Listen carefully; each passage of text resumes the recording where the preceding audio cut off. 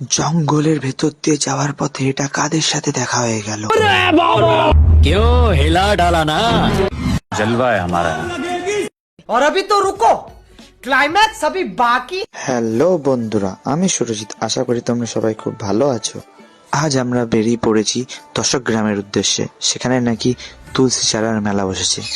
আর এদিকে গাড়িতে তেল ভরার পরেও গাড়ি স্টার্ট নিচ্ছিল না। তারপর আমরা বেরিয়ে পড়লাম দশক গ্রামের উদ্দেশ্যে। যাবার পথে রাস্তার সাইডে দেখছিলাম কতগুলো কৃষক ধান চাষ করছিল।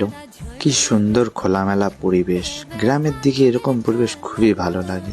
কিছু দূর যাওয়ার পরে দেখা গেল ছোট ছোট ভাইরা সরস্বতী পুজোর জন্য চাঁদা কাটছে। জায়গাটার নাম কি?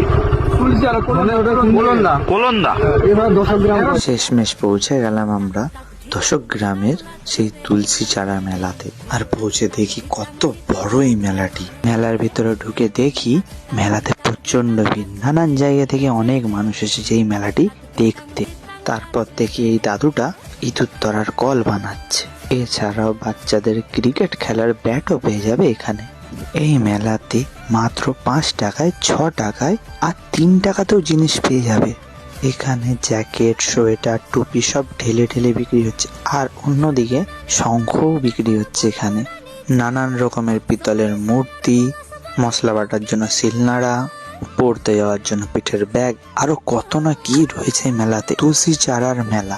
এই মেলাটি পূর্ব এবং পশ্চিম মেদিনীপুরের মধ্যবর্তী পটাশপুর থানার অন্তর্গত গোকুলপুর গ্রামের কেলেঘাই নদীর তীরে হয়। এই নদীর মাঝে স্থাপিত যোগ মঞ্চে পৌষ সংক্রান্তির রাতে গোকুলানন্দ বাবাজি সাধনা করতে করতে সমাধি লাভ করেছিলেন। কত বাইরে বাইরে থেকে লোক আসে এই মেলা দেখতে। মেলাতে সব রকমের তুলো পেয়ে যাবে। এই মেলাটি তুলোর জন্যই বিখ্যাত। সব থেকে কম দামে এখানে তুলো পেয়ে যাবে। এখানে নানান ধরনের বালিশও পেয়ে যাবে। আবার যদি চাও তুমি নিজে বালিশ বানিয়েও নিয়ে যেতে পারো। এছাড়াও খুব কম দামে ব্ল্যাঙ্কেট, পাপোশ, মাদুর, নানা রকম জিনিস পেয়ে যাবে মেলাতে। আমার এই ভিডিওটি তোমাদের যদি ভালো লেগে থাকে তাহলে শেয়ার করে দাও। আর কি কোথা থেকে দেখছো অবশ্যই কমেন্টে জানিও।